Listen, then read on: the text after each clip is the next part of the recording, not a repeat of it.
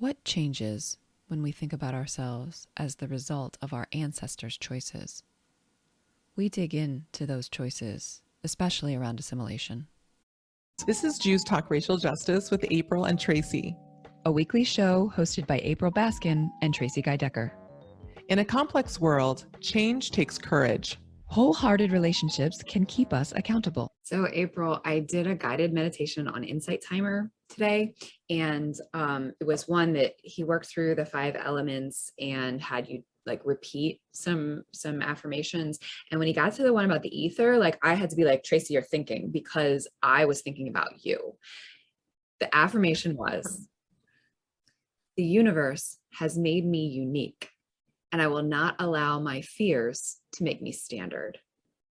And I just thought about like, Tracie! It just really resonated for me in some of the conversations we've had, even on the show, about the ways that you like want to live into the, you know, the spirituality and the stuff from your Black spiritual inheritance. And like the way that you want to stop kind of hiding that for safety's sake. I don't know. I really, like I had to be like, okay, Tracie, you're thinking, come back to the breath, because I just wanted to, you know, share this with you. Tracie. So you cracked me open in what I think was likely our last episode, and now you're doing it again.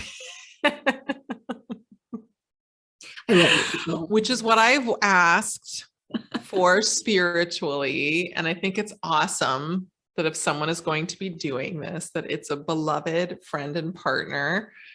Can I have to say this because this makes me so proud, is that when April and I first started doing this, like before we even released a single episode, she had this vision that her ancestors brought me to her. And at the time I was like, wow, I don't know if I can live up to that pressure. To be someone that your ancestors brought you. But I just like, sometimes I just think about that, and that there are like forces out there that like put us on the same path. And I am so grateful that we are here together. I'm literally dumbfounded. I don't even remember that. I'm starting to remember that. And now I just feel like I'm going to either melt or explode. It was the very beginning. Like we had just started having weekly conversations. And I don't say something like that unless it's like, because of how you said it. So what was you already said it. You did say it. What was in the meditation? I can say it again. Do you want me to say it again? Sure. The universe has made you unique. Do not allow your fear to make you standard. And here's where this is all coming together from what you started. I mean, I asked to be on this journey, and it was initiated over a year ago when I joined Kohenet, which I believed would be a safe and beautiful Jewish portal through which I could reconcile who I've been known to be publicly for a number of years, and who I have been becoming over the past 10 to 15 years, spiritually in my personal life. And this actually aligns perfectly with what we were thinking this theme would be, where I wanted to share an update with folks about my ongoing relationship with my Native heritage and identity, since it came up during an episode we had a year ago regarding Thanksgiving and my complicated relationship with it. You know, I spoke to the personal impact that the broader culture and lasting impact of the Native genocide that's had on me personally and my identity and my efforts as someone who was raised knowing that I have Native heritage and identity, and who just perpetually experienced so many barriers, not within my own family. We really embraced it in my family. I have a family member who's a cousin, but more like an uncle. He was my grandfather's first cousin. In some families, they would consider him an uncle. In my family, we generally tend to say cousin, but kind of toy with the idea because he's an elder, who is a tribal leader for a long time. People don't read me as having, well, actually some do, but I'm typically seen as a light-skinned African-American woman. And because of the culture of genocide, at times people would question if I had Indigenous heritage, or there was just always questioning around it. For me, I'd been waiting. I think I might have even mentioned this in the episode that we did, that I reached a certain point in high school where I decided I'm going to pause. I'm going to permanently pause my efforts around this work because it is so painful. And it just feels like constantly confronting erasure and insignificance and just all the different elements of genocide culture. It was very different than my Black and Jewish identities, where despite the immense oppression, both of these groups in the United States have not been targeted by genocide. And so when you reach for them, there's something there to reach for. There's books, there's communities. It might be in a different, it might be a few towns away, but there is something. And it's a very specific experience to have an identity when where there is so little to reach for, or where you find dead ends, or you find something that you think is going to be a thing, and then an awful white dude's articulation of your people that is not what you thought you were getting. You thought you were getting a firsthand account of something, of just one story to help you construct a meaningful, relevant, contemporary identity.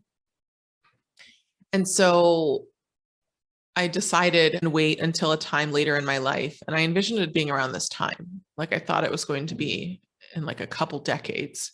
As I grew older, more and more things started to awaken in me. And some of the only places where they were normalized, or one of the only moments where some of these things were normalized and weren't seen as weird, was with my Cherokee leader, uncle / cousin, Two Bears, where I was he called me to comfort me about a family member's death. And I gingerly shared with him that I wasn't so sad because I'd had a vision a day or two earlier about a crow landing on my back. And I didn't inherently know what it meant, but I looked it up because it was a vision. It was different. I don't get visions often, but they're different than dreams. I think it's kind of like lucid dreaming, like it's like watching a movie and it's very clear, but I'm not conscious. And what I could interpret, and crows mean a lot of different things in different cultures. Some see them as bats, but they consistently are shapeshifters and involve the life and death cycles and shifting between worlds and states of death and life. And so I kind of was able to ascertain, like, I think either me, I was a little scared, or somebody I love is someone's going to die. And 2 days later, my grandma Thelma died in surgery. And may her memory be for a blessing. And when I mentioned this to my cousin, it was like, it was Tuesday. Like, he was just like, oh yeah, that was a day vision. Like it was just fine. Like it wasn't, you're weird, there's something wrong. He even had a name for it. And yeah, he had a name for it. And he was like, when you have ones at night, when the dreams that you reference, those are night visions. There are day visions and night visions. And you had a day vision, and a powerful one. And he explained a little bit more about it. And in the spring, I had an opportunity that happened pretty quickly, but I was able to go to a healing workshop for people with Cherokee heritage. It was monumental. I think that's the word I want. It was spiritually and personally monumental for me. It was monumental going into it. I knew that we were being led by an amazingly respected, wonderful national and international Native liberation leader who's enhanced my life through her students. And so I was very happy to be in her presence. And relatively early on into the workshop, this respected Native leader shared with us that as a nation, the Cherokees chose a specific strategy around navigating genocide. And the survival strategy they chose was assimilation. And that many people, and that a part of the genocidal culture surrounding Cherokee identity is to shame and say, oh, that's everybody, or that's everybody has a Cherokee aunt or uncle. And part of what that genocidal culture is reflecting was actually a very specific strategy that the Cherokee chose. And what she said, it just really, this is one of a few things that really struck me, because as a person in the context of the culture of genocide that is of Native genocide that is pervasive and everyday in American life, that one of the many impacts of that this cuts across other genocidal dynamics and cultures. And I see this playing out with Jews, which has actually been a helpful corollary for me, because I don't feel this about my Jewish identity. As a person whose family, to my knowledge, was not directly impacted by the Shoah, but I do feel this around my Native identity of fundamentally you not being enough, of whatever that identity is. And that message has been explicitly delivered to me many times. And what this teacher taught is that actually for each of you, you are the product of not an ideal situation in the context of genocide, but of precisely what your ancestors did to survive. Because to be identified as Cherokee was a death sentence for a very long time. And so they chose to marry into white and Black and Asian families to survive, so that you could be here today to continue their legacy. And that reclamation, that's how the weekend started. And to start with that, to eradicate this erroneous shame that I have never felt from my family members, that I have never felt in my spirit work, but that the world regularly delivers to anyone with Indigenous heritage for the most part.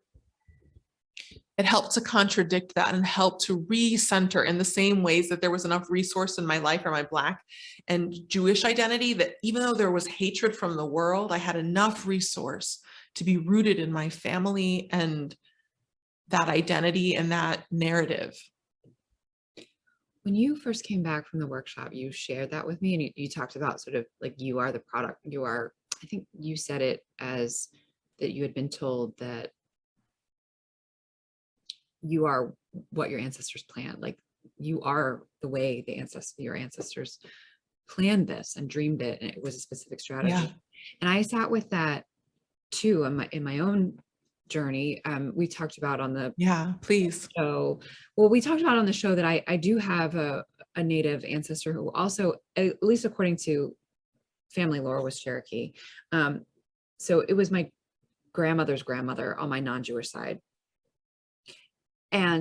But also on the Jewish side, right? Like there are stories about my grandmother's grandmother on the Jewish side who came over and like immediately worked very hard to get rid of her accent, her Yiddish, or well, her German accent, and like refused to allow German or Yiddish to be spoken in the home. And like assimilation was a really important strategy.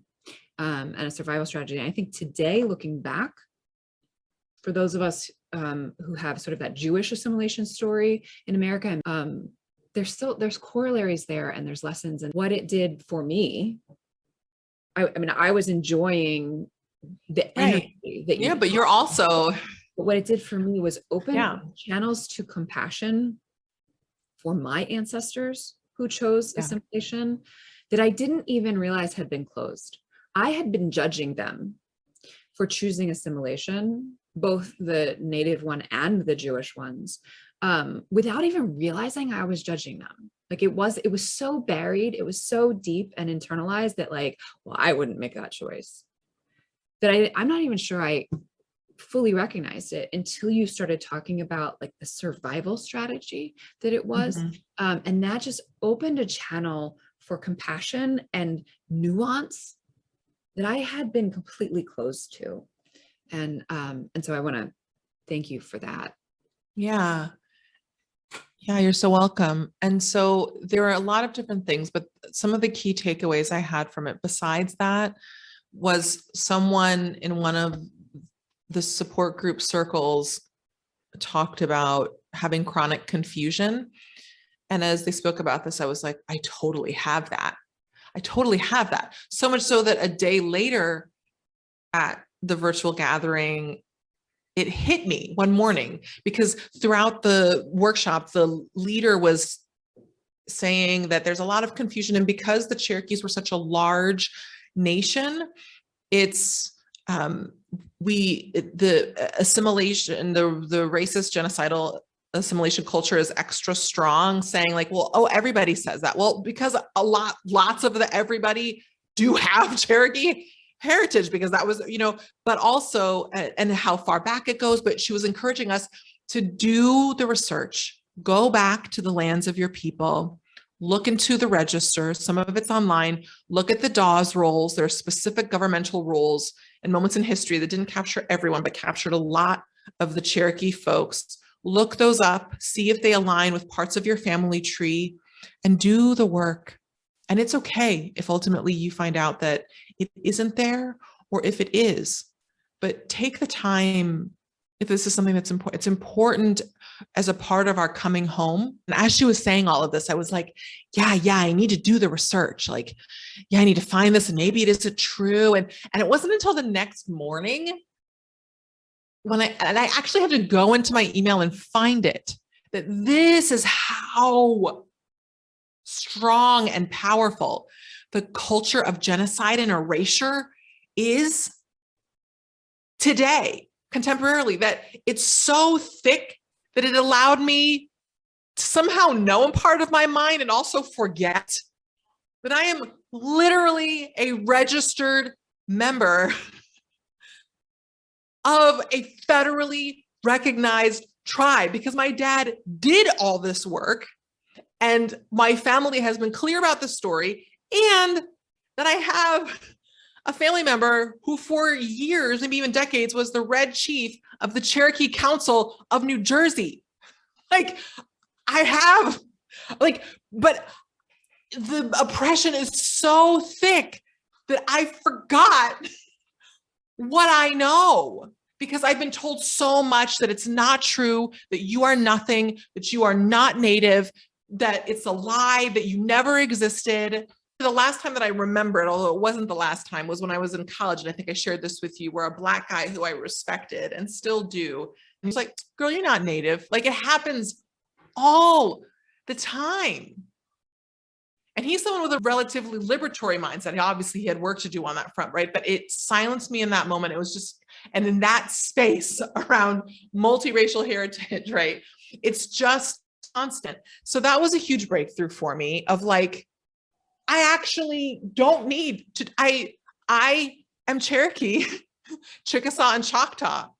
And I have federally, and to also be clear, there are people who have literally grown up on reservations and who have Native identity and who present as Native who don't. And there's all kinds of politics. What I'm saying is there has already been an external validation of my family's Indigenous heritage and story and family. So that was one huge thing of like,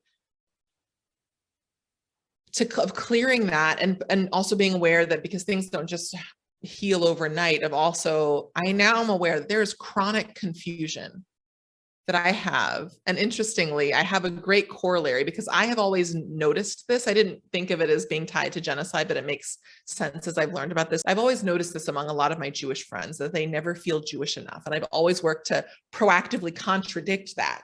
Oh yeah. Oh, right. And yeah. I've always worked to say, no, you are, like, but some part of me, I didn't have the words for it, but some part of me was clear, like, that's the oppression. Even if you come from an interfaith home, you are Jewish. That is not for anybody else to dictate. Except for maybe rabbis or something, but but like that is for us to claim and own, right? That's not in terms of sovereignty, right? And so I can kind of leverage that in my own being, of being so clear about that, about another group of people who've been targeted by genocide, for myself, around how when it's somebody else, I am so clear about their Jewishness. And my uncle / cousin was so clear about my Native identity. And also like that I literally, I've been to Native family reunion. Like I have, like, but it's so thick. The sense of not being enough, of exclusion, of erasure has been so intense. And so that was an epiphany. And then the last piece I want to share about the workshop itself is I hadn't had dreams in a year or two. And over the course of that workshop, my dreams came back. And that wasn't even something that I was consciously thinking of or wanting to, but that is really a profound piece to me, where the oppression had gotten so thick, and maybe part of it also aligned with my decision to stop searching, that since I wasn't also contradicting it, but it was so much work, that it had pushed on me so much, right? And that this helped to contradict the oppression enough that it literally affected my dream state and my access to this key portal through which at times I've received a variety of different messages, mostly about my feelings and thoughts that I'm processing in a day, but also other things that have helped me navigate my life. And it was so sweet to me and interesting that this anti-oppressive healing workshop, liberatory healing workshop, reopened up a part of my spiritual life as I came back home to the truth of my Indigenous lineage and identity, and to be in a space where we talked about being Cherokee and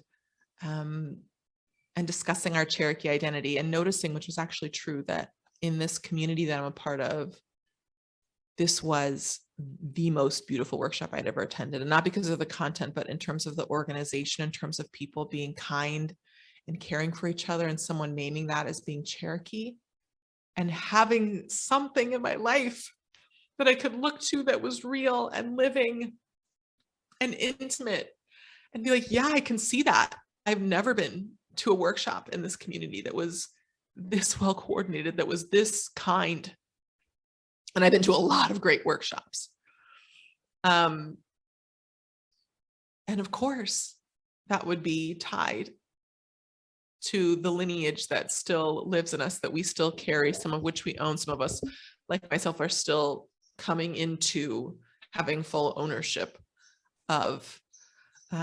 And there's much more I want to say here around my ongoing work. I think the last piece that I want to conclude with is, and then coming out of that workshop and this leader sharing, encouraging us to incorporate these things into our daily lives, different books, different radio shows. As they were talking, it made me realize that just as the internet has taken full bloom, that unlike when I was a kid and just had to rely on encyclopedias, or like that there's, and even still just this weekend, I found more things because the internet democratizes or makes so many more things so much more available and accessible to folks. And I went to get some books about Cherokee heritage, which she encouraged. And before I could even do that, I noticed in my electronic book library that I already had a few books about Cherokee heritage. And again, like, just noticing until this weekend workshop, I didn't feel that I was worthy of accessing this. And as I began reading this book, Tracie, about Native spirituality, about specifically Cherokee and also pan-Native spirituality, first of all, the divine feminine in the Cherokee language is Elohino. And I'd heard rumors about Jews, about Cherokee, about specifically the Cherokee people being descended from Sephardic Jews. And I always thought it was silly until I was actually reading this book and seeing, as someone who is a relatively learned Jew, lots of different parallels. And as I was reading this book, I just was like a crying and a coming home, as this Native leader talks about, where I was reading all of these things about Cherokee heritage that I'd been looking to all these other sources during all these underground years to find and to make sense of the things I was sensing and knowing. And it was profoundly bittersweet and beautiful to be reading this book and to see all of this was right here all along. And it is my inheritance. And I get to claim it and also claim all of the interspiritual things I've learned through Judaism, through many other traditions that have helped me support and buttress what I know to be true in my life. And this is the central theme of my Kohenet project, which is a part of my curriculum toward ordination. But I just wanted to share that update with folks that I'm no longer in a place of stagnation with this, and I'm in a place of active evolution and integration and reclamation around coming home to my Cherokee, Chickasaw, and Choctaw heritage, and doing work near daily, or anytime I think of it in my mind, of contradicting the oppression, of feeling shameful and not enough, to being just what my great grandparents dreamed of and wanted for our future. And that me reclaiming this is not appropriation. It is a part of my identity that I do need to claim mindfully, because there are other folks who inhabit and live this identity more fully. But there also is space for me, and in the ways that you want to, Tracie, perhaps you too, I don't want to speak on your behalf, to begin to cultivate sovereignty and ownership of our inheritance. What I've come to realize, which again is for a longer episode, is that I was actually playing out an intergenerational pattern with my family, both Black and Native. And also this happens within Ashkenazi Jewish identity too, but around assimilating and around hiding. The reason why I wanted to share this is because I think, as you said very clearly, a lot of Jews can relate to this in different ways. And I think all of us may have parts of ourselves that feel deeply true and tender. And we don't know whether it's around gender or spirituality or profession that feels deeply true to us, and it feels terrifying to face it. And so I wanted to start to incorporate it, to start to share it. One, to contradict the genocide culture and say that it is possible, despite all of this pressure, to reclaim Indigenous heritage, and also more broadly for folks to demonstrate that over what has honestly been multiple years, that this can take time, and what it's looking like for me. One example of what it's looking like to face something that I think this is true of a lot of things that I haven't wanted to face, and I literally decided to hide for a number of years, but now has become so true and so authentic and fully who I am that to not find a way to be open about it now feels like I'm living a lie. Rather than it being a part of my personal life, it now is something that needs to be reconciled, which I think is a relatively universal experience for a number of us around a range of things. And particularly to be accountable to the former vice president of Audacious Hospitality. And even before I was in that role, one of my core bits of Torah in communal leadership has been, you can be who you are and be Jewish and belong. And you might need to shift communities or things. And I want to share that I am now going through a harrowing journey of what that can look like. And so I want to name how terrifying it can be, and that I still believe what I taught, but I want to model what it looks like, that it's not always as simple as, oh, I'm just going to wear a baseball cap in this space, or I'm going to share this one thought, that at times it's tied to our heart and our kishkas and the very essence of our being, and that it is possible to do, and that hopefully within some of what I've shared and what we opt to share, because I shared a lot, that there's lots of different ways, through meditation, through reaching out for resources, through partnership, through chavruta. There's all kinds of tools in our tradition and in broader liberatory practice that can support us in our own way, in our own time, to step into the wilderness of our becoming the people who we know we need to be, and recognizing there may be a cost, and also, at least for me, knowing that it will all work out and I will be better on the other side, but it's terrifying considering taking that plunge. So thanks for joining Tracie and me as we, and more specifically, I explored these themes very personally. Thanks for tuning in. Our show's theme music was composed by Elliot Hammer. You can find this track and other beats on Instagram at Elliot Hammer. If this episode resonated with you, please share it and subscribe. To join the conversation, visit JewsTalkRacialJustice.com, where you can send us a question or suggestion, access our show notes, and learn more about our team. Take care until next time, and stay humble and keep going.